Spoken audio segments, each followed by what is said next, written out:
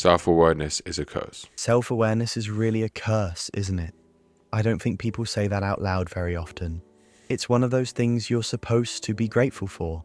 Like if you're self-aware. Yeah, too self-awareness is bad. Every time I walk outside, I was wondering if I look like shit. Obviously, people can joke about it. Obviously, if you have like a condition, you can joke about yourself. But it is like a curse. You always worry if you say the wrong thing. That's mostly for anxiety.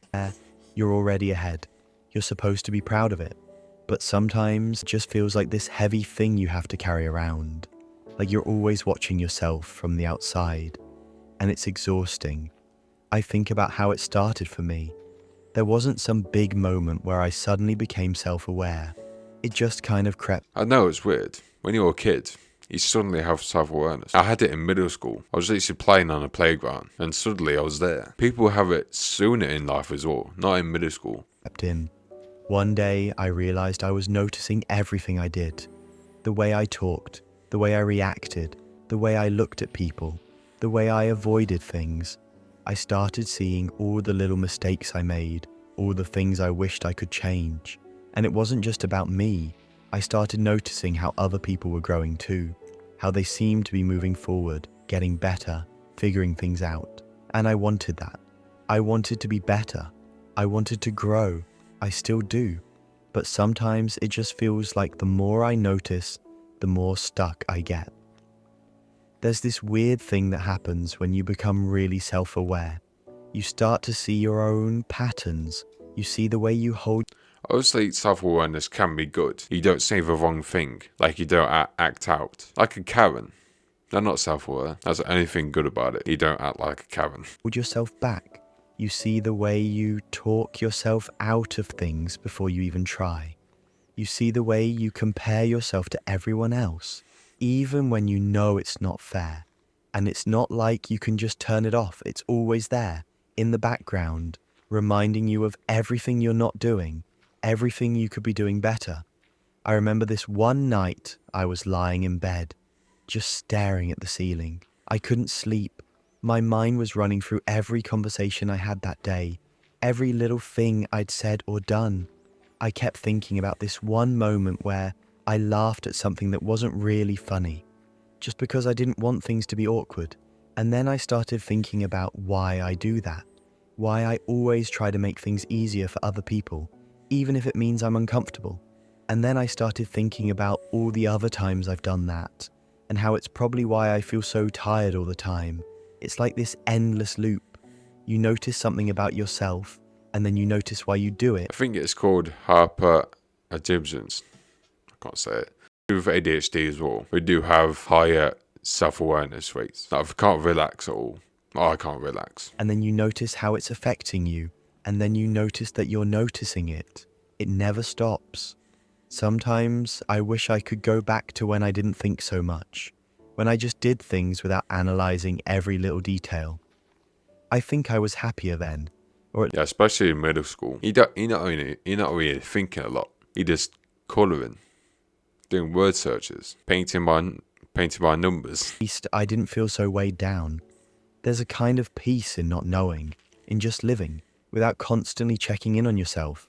But once you start seeing things, you can't unsee them. You can't go back.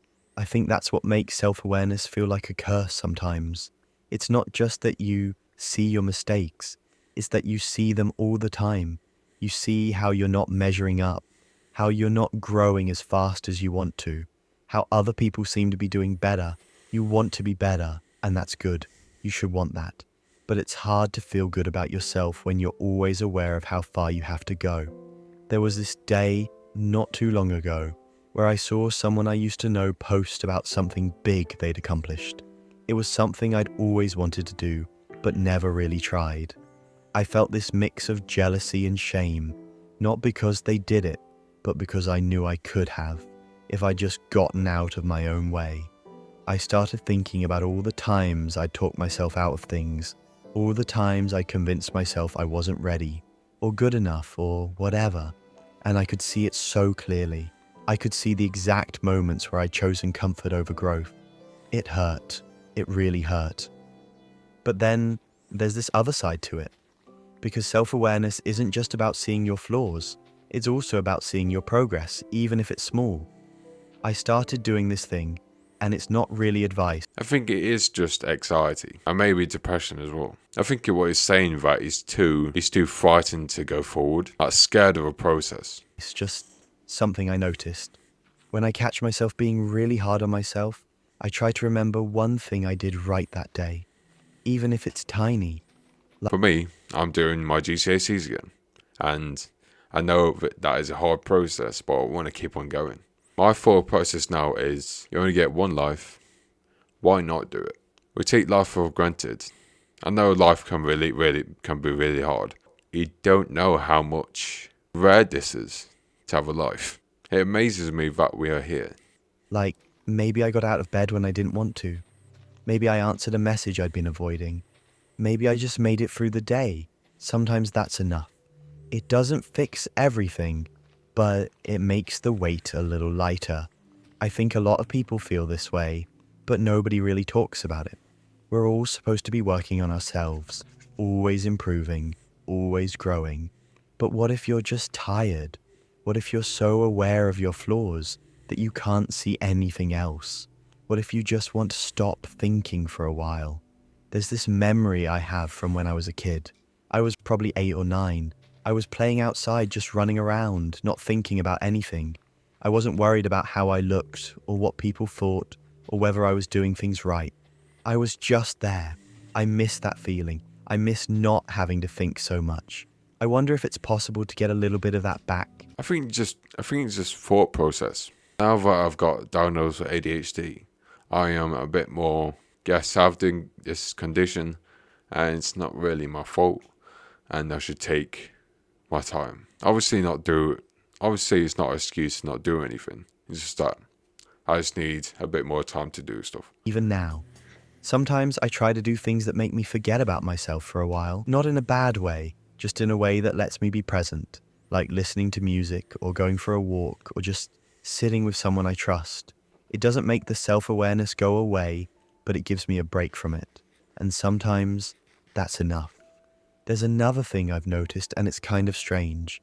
Sometimes when I'm really deep in my own head, I'll catch myself being kinder to other people than I am to myself. Like, I'll forgive someone else for making a mistake, but I'll hold on to my own for days. I wonder why that is. Maybe it's because it's easier to see someone else's humanity than your own. Maybe it's because we're all just trying to do our best, and it's hard to remember that when you're the one struggling. I think there's also this pressure that comes with self-awareness. Like, once you see your patterns, you're supposed to fix them right away. You're supposed to have it all figured out, but it doesn't work like that. Sometimes just seeing the problem is all you can do for a while. Sometimes you're not ready to change it yet. And that's okay. I think it's okay to just notice things, to sit with them, to let them be there without forcing yourself to do something about it right away. There are days when I feel like I'm making progress, and then there are days when I feel like I'm right back where I started. I think that's normal, even if it doesn't feel good. Growth isn't a straight line. Sometimes it's just a slow, Even feel like a failure can push you harder. Like, you think to yourself, I'm not going to be anyone. I'm not going to achieve my goals. I'm not going to be doing anything with my life. Being in a dead-end job. That can spur you into different things. messy process. Sometimes it's just about getting through the day without being too hard on yourself. I've started to realize that maybe self-awareness isn't about fixing everything. Maybe it's just about understanding yourself a little better. Maybe it's about being honest with yourself, even when it's uncomfortable. Maybe it's about learning to live with the parts of yourself you don't like, instead of trying to erase them. I don't have a big answer. I don't think there is one. I just know that if you feel this way, you're not alone. It's okay to be tired. It's okay to wish you could turn it off. What I normally think to myself is that do a lot of work.